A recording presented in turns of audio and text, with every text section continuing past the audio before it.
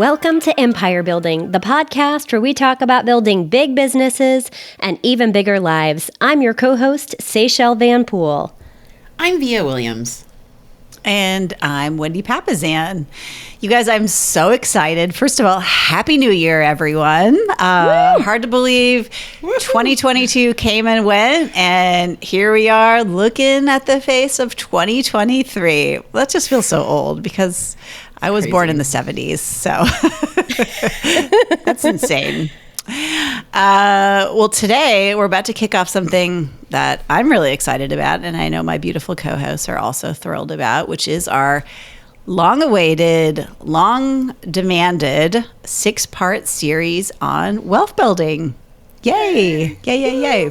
I am so excited for this. Cue the applause from our producers that produce sound effects. Yes.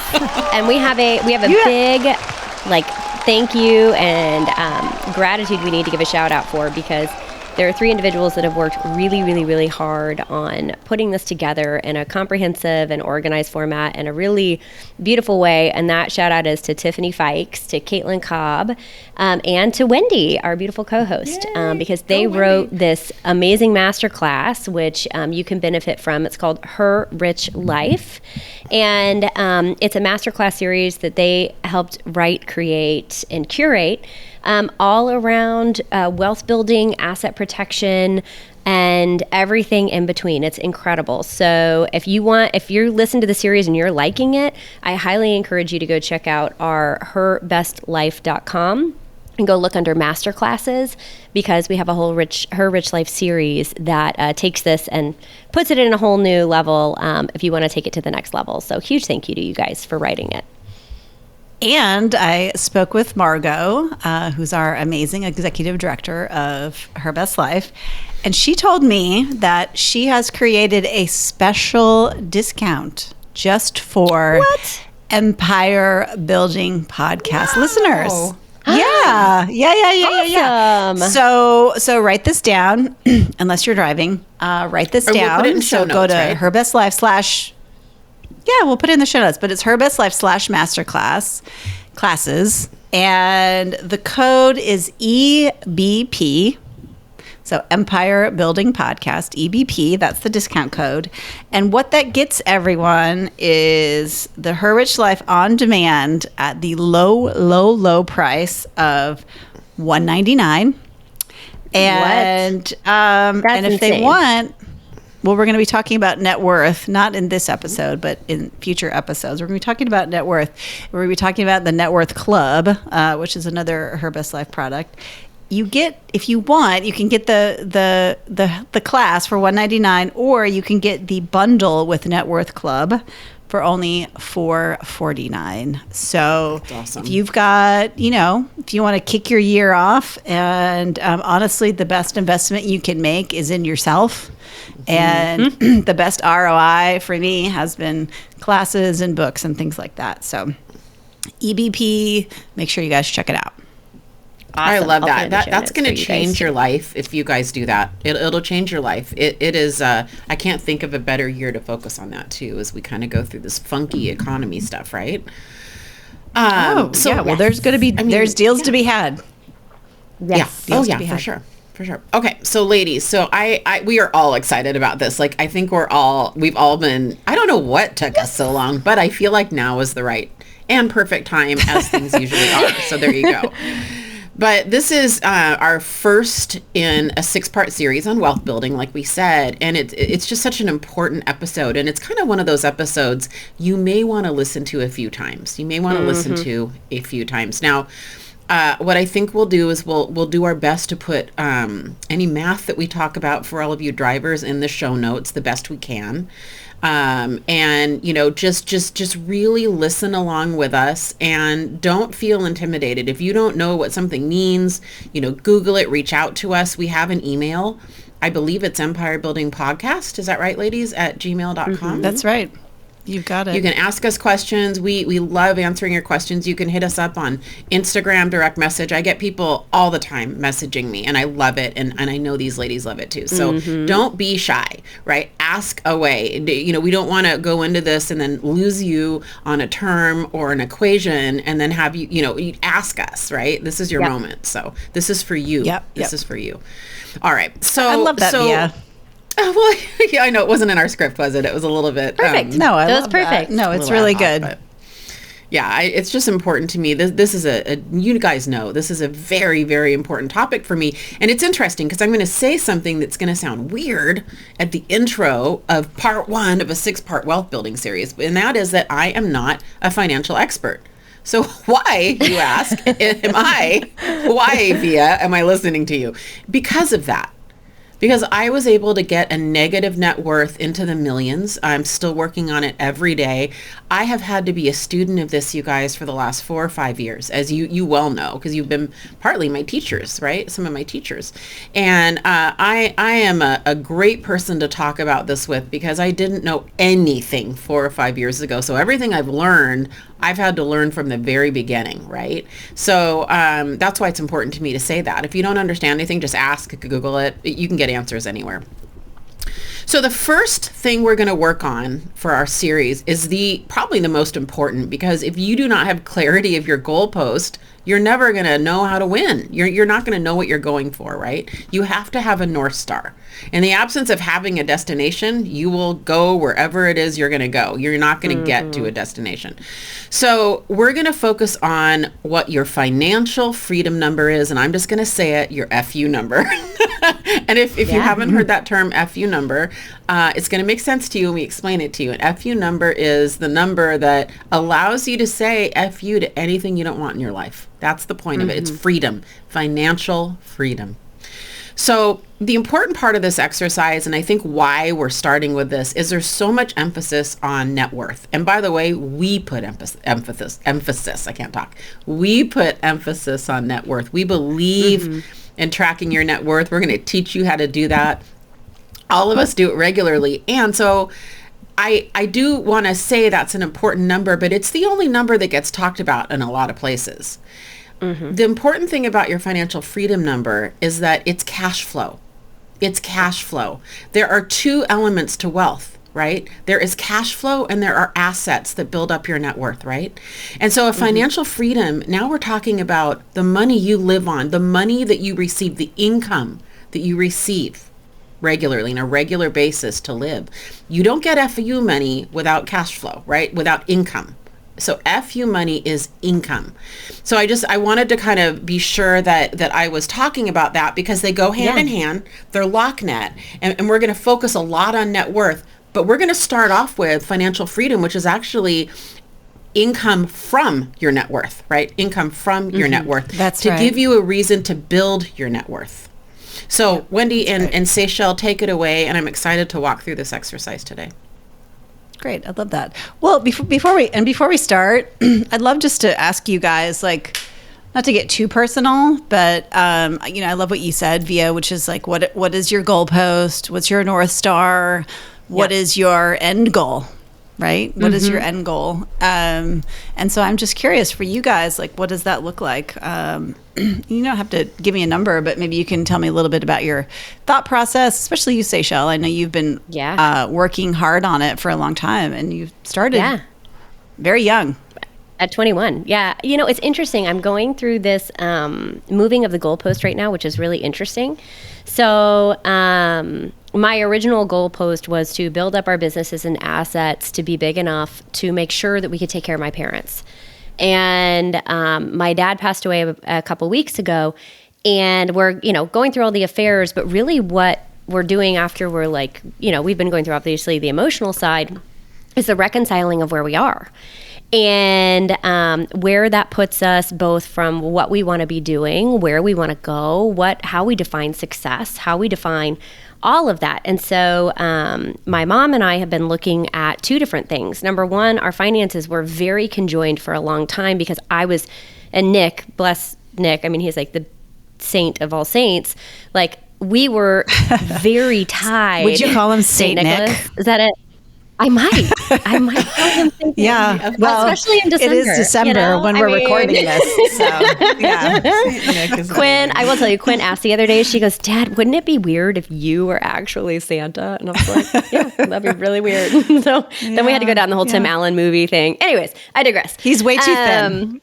He is. That's what he said. He was like, it would be really weird. And like, I'm not that big of a sweets guy, but if you see me start to eat a lot of cookies, maybe you should look at me differently and wonder.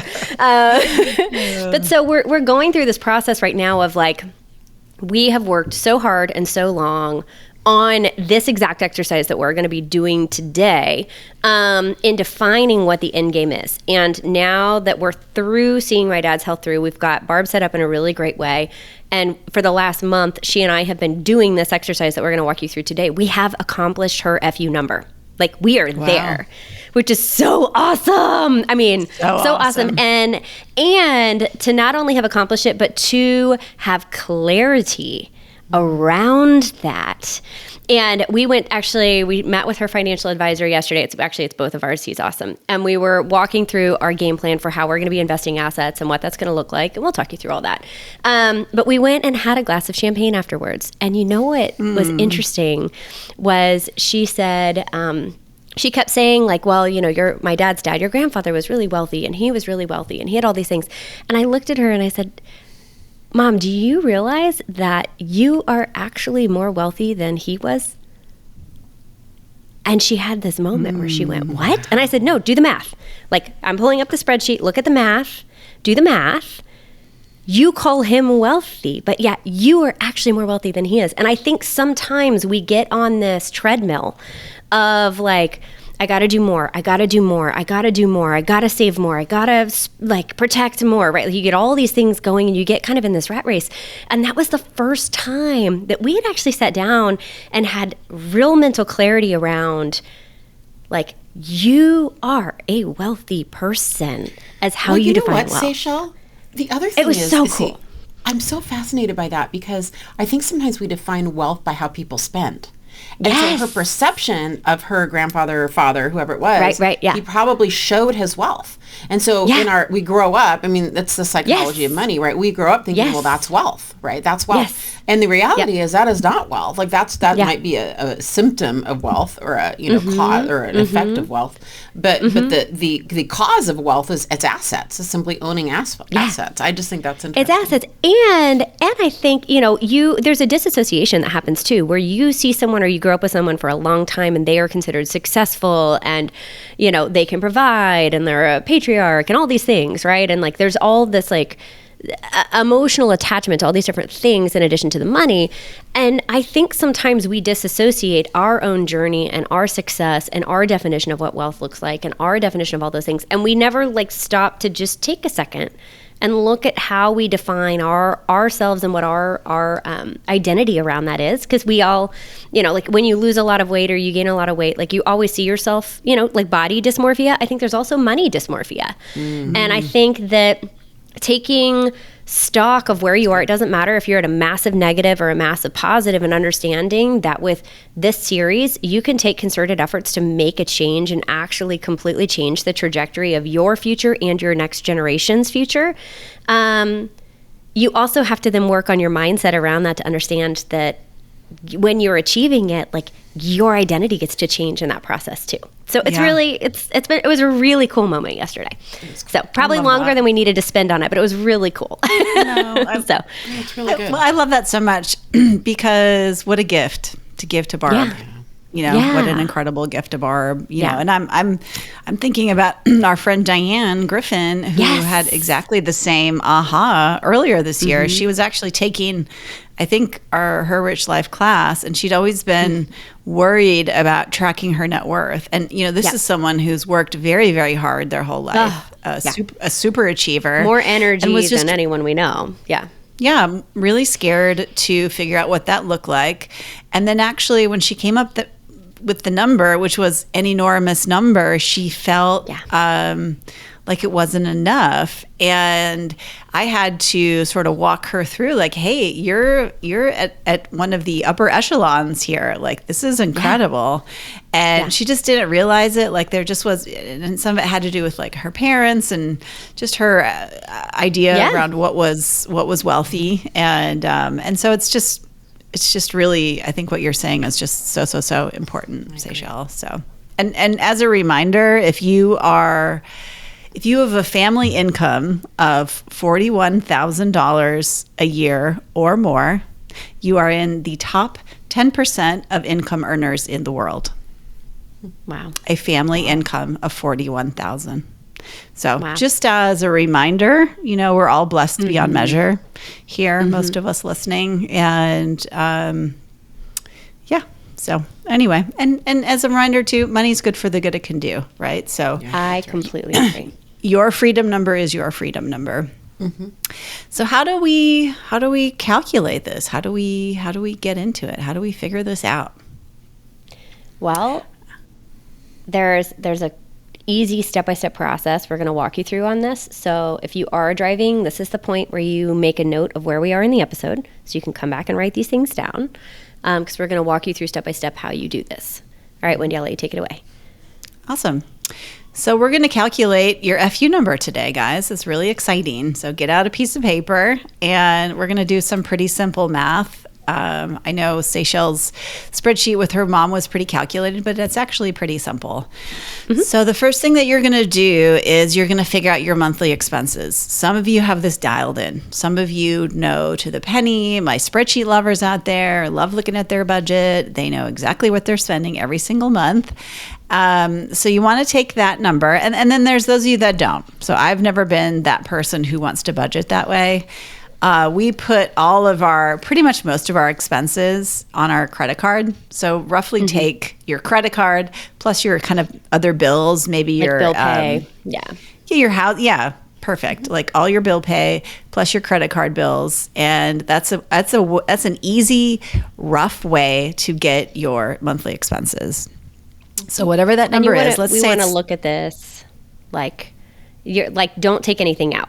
Right? Like don't be like, oh, but that was a one-time expense, or oh, but that was a, like keep it all in, right? Okay. Yeah. And then you're just going to multiply that by 12. So Can I add something expenses in there, are? though? Yeah, sure. I mean, when I did this, my only comment is like, I looked at our lifestyle. So I did all that. And then I went, okay, like we like to go on X amount of vacations a year. We like to have a couple long weekends. That's the next bullet point, Via. Oh, sorry. I was just going to say, don't forget to add those in. It's perfect. Yeah. Yeah. There you go. So you're going to multiply that by 12, and then you're going to get your annual number, okay, whatever that is. And then you're going to do exactly what Via was just talking about, which is you're going to put in all your big ticket items. It's just right there on the script. It's okay. Well, I didn't multiply that by 12. It was a multiply by 12 that got me. I added them all up and then I multiplied it. No, it's fine. And then you want to add your big ticket items. So like, for instance, your vacations. Like you want to take 4 vacations this year. You want to take 2 vacations. What do those roughly cost? Look at what the costs were last year. Throw that number on top of your annual number, and then maybe you're going to be saving up for like a big ticket item. So maybe you need to buy a car in the next few years. Maybe you need to buy a new roof, whatever those things look like. Maybe college, right? My son finished his college applications yesterday.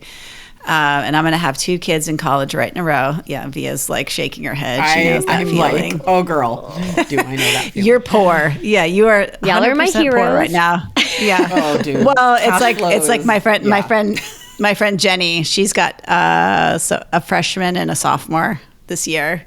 And she's always like, yeah, no, you can do that because you don't have 2 kids in college right now. Yeah, can we add Catholic school tuition? Yeah, let's go ahead and say 3 tuitions. Yeah. Oh my gosh. Yes.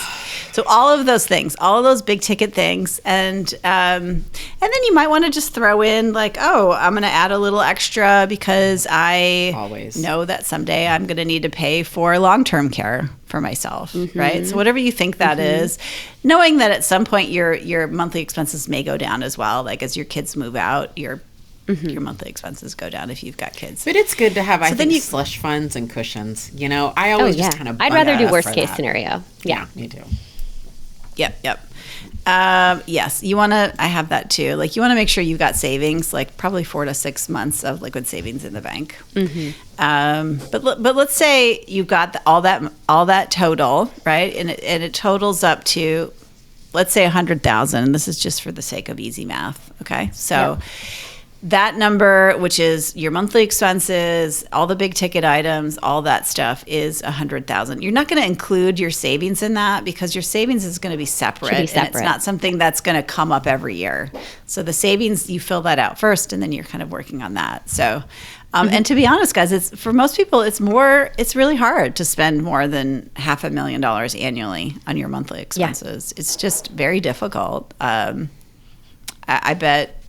I'd be hard pressed to know that, like, to find anyone in my life who's spending more than $500,000 annually. But let's say it's 100, right, for easy math. And then what we're going to do is we're just going to multiply that number by 25.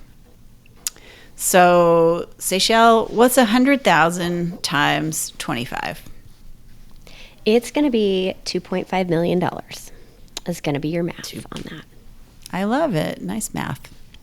Thank you. And that really is our net worth number that we are looking for. Okay, so Via talked about this interesting mix of your net worth, right? And then this number that you need, which is your sort of cash flow for your expenses every year, which is kind of like your freedom number. And that's really what you're looking for. Seychelle, do you want to explain like why that works? Yeah, I was going to say, so you get to this math of $2.5 million and you're like, that's cool, Seychelle, but like why is that? Why is it important to do it times 25? And kind of if you back end the math, which is what we've been doing in our family a lot the last month, which is super cool. If you go back and you look at the history of the stock market since it was recorded, the average that the stock market has put out as far as year over year returns on the history of the stock market is right around 5%. So if you took your $2.5 million and you invested it in at the average, right, that would give you like a number, right, that's coming out of there. Now, what we want to do is we don't want to, if the stock market has a bad year, and let's say we were taking this $2.5 million and investing it in the stock market, we don't want to have bad years. We never want to have to dip into that principal balance of $2.5 million. So what you want to do is you want to hedge a little bit lower. Also, as you get older, you're going to invest in more conservative things because you don't want to be as subject to the volatility of the stock market. You might want to invest in bonds or treasury bills or something like that instead of maybe like high-tech stock, right? Because it's more emotional and more subject to volatility. So if we then basically reverse engineer this and we say we're going to take our $2.5 million and we're not going to go after the stock market average of 5% a year. We're going to go after the stock market average of 4% a year. So that if there is volatility... Seychelle, the stock market is much higher than that on average. It's like 8 to 10%. Actually, I looked at it yesterday at 6.3%. We were looking at it with our financial advisor. But if you look at a lot of literature, they say it's 5% if you take out the last 10 years, because the last 10 years have been on like a bull run. But it's 6.3. If we look at the last 40 years, according to our meeting yesterday, it's 6.3% is your average return. And so if we take 4%, which is under that, and we multiply that by the $2.5 million, that's going to give you $100,000 in active income a year that is going to come back to you without dipping into your $2.5 million principal balance. I love it. And that's it, guys. That's it. That's how you figure out your net worth number, right, that you're shooting for, and your financial freedom number. So some of you might be asking, well, okay, gosh, I don't have all my money in the stock market. I've got different assets. I've got real estate, right? How do you figure that out? Like, how would you take that into account? I would look at what my cash flow is coming back from my real estate assets and factor that in. So like when we were doing this exercise, we looked at like the cash is one part of it. And then we looked at our real estate assets and what revenue was coming in from that as a separate bucket. You know, and that could be your businesses too. And you need to ask yourself the question of, if you're trying to get to an FU number, which means that you get to decide whether or not you show up for work today, then you need to decide if business income is a part of that, if you're working in that business or not. And can that business sustain itself if you're not working in that business? Do you need to hire someone to replace you? Can the business live on without you? So, you know, when we look at kind of those three income streams as sort of like the broader picture, right, of your like equity or your stock assets, your real estate assets that are giving you revenue, and then your business assets, you know, you have to decide how much time you're going to trade for money ultimately. Because if you're working and still needing to work in or on the business, that's time you're trading for money for that income, which is totally okay. It's more just having clarity around it. Yeah. What about you guys? And I have a question for you. Well, guys. I just would feel pretty. Yeah, go ahead. Can I just explain what kind of go a little deeper into what Seychelles is saying? You just might to make answer it my super question, easy for actually, by people, because I explaining think sometimes people get. Yeah, some people get really like mired in the details of all of this. Mm-hmm. Like that's not what you can have all your spreadsheets and get really granular, which is totally fine. And for those of you that aren't that person, or you just kind of know where your goalpost needs to be. You know, average appreciation in America for real estate nationwide is like 3%. Okay. That does not even include the debt pay down. So if you've got a rental property, you're going to feel like that 4% is going to be pretty comfortable. And you can always sell your real estate and dump it into the stock market if you don't want to deal with anything. So kind of what I do, honestly, is I take the value of my businesses out, and then I just take my stock market, and then I take the value of our real estate, and I feel like that's kind of and I take my house out, right? Although you could sell your house and put it in the stock market, but then where would you live? And so then that's the number that you're kind of shooting for, which is like the value of all your real estate plus everything you've got in the stock market, subtract the value of your house. And then that's kind of the number where I'm taking that 4% rule. So let's say your net worth is 6.25 million, right? Times 4% is $250,000 a year. So comfortably, you should be able to pull out $250,000 of that and keep that nut. That's the part that's important. Like, you don't want to bleed that down, because, you know, we're all hot ladies. So we're not going to be, you know, I've got 50 plus years in me. Yeah. And you want to keep that, right? That's the nut that you want to keep. So just thinking of like, what is that number that you're shooting for? And I'll tell you, you know, it's like, it's easier than you think to get to that number. So I think Via is a great example of that. Like, your complete intentionality the last 5 years is, you know, you can, you know, Gary Keller tells us you can be anywhere you want to be in 5 years. And you're a great example of that.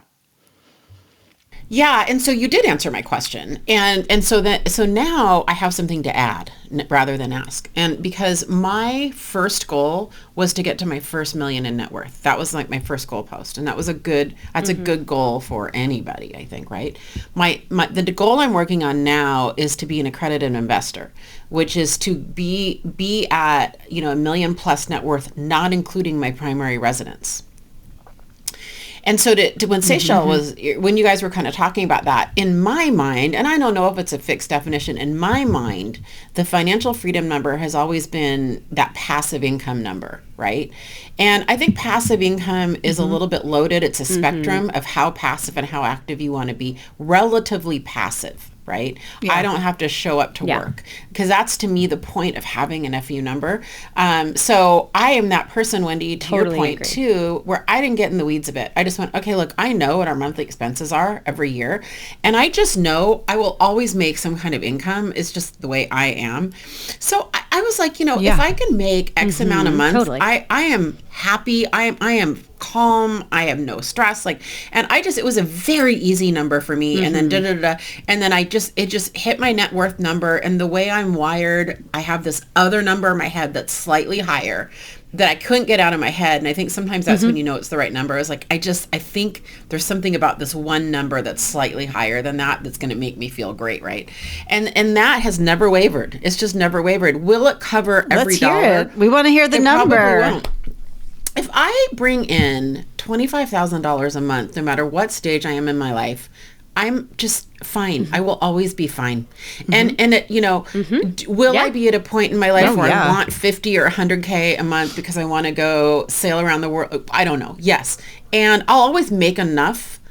I'll make something to bolster that. And, I look to my dad, who's 80 years old and his highest income earning years of his life as a consultant, just based on a very successful real estate career, right? He's making more money than he's ever made. 80, working a couple hours a day, happier than he's ever been. And so there'll always be income coming in. But if I know my basic expenses, like I can live anywhere and I can handle 25K a month, right? And I'm hesitant seeing that number. For some people, it's that's a lot. $5,000 a month. And I honor that. And I don't want to make it, but for me, that's my number. Yeah. It's just my number. Well, and what I love is it doesn't matter what the number is. It's your number is your number. Understanding why that number is your number, I think, is the most beautiful part.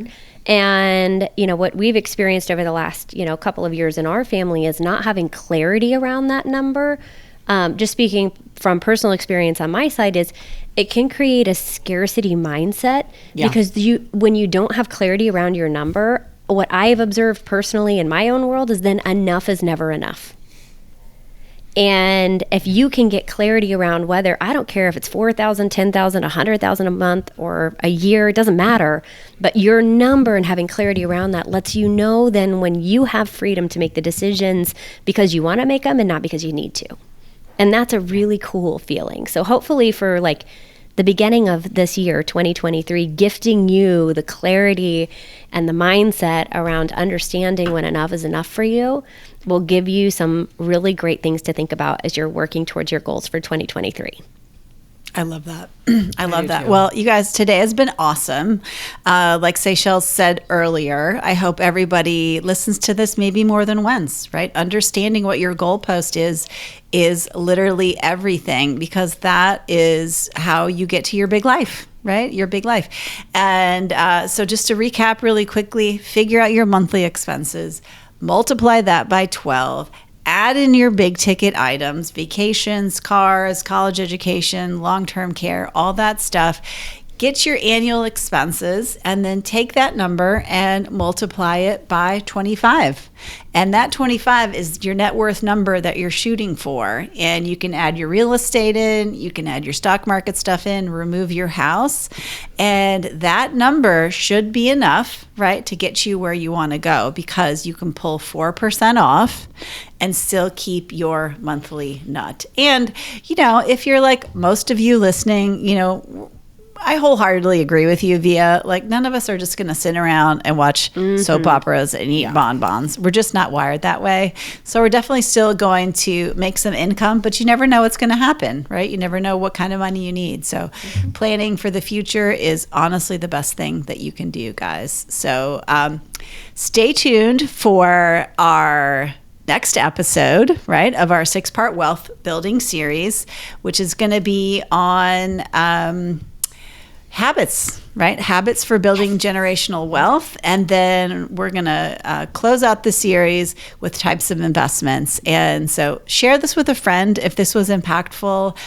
Please leave a 5-star rating and review. We'd love to hear from you. And just go out there, continue to build your big business and create an even bigger life. Happy New Year, guys. Bye, everyone. Happy New Year. Just a reminder, you guys, as we are running through this awesome wealth building and money series with you, we just want to give you a quick blanket reminder, because our friends at Keller Williams and the legal team would thank us for it, that we are not financial advisors, CPA, tax advisors, or anyone that is tied to your individual finances. So if you are wanting more information about this, these are tips, ideas, tactics, and ways in which you can build wealth, but always find a seasoned professional that is a seasoned professional in this specific field that you're needing help with to assist you in your finance, tax, or wealth building journey.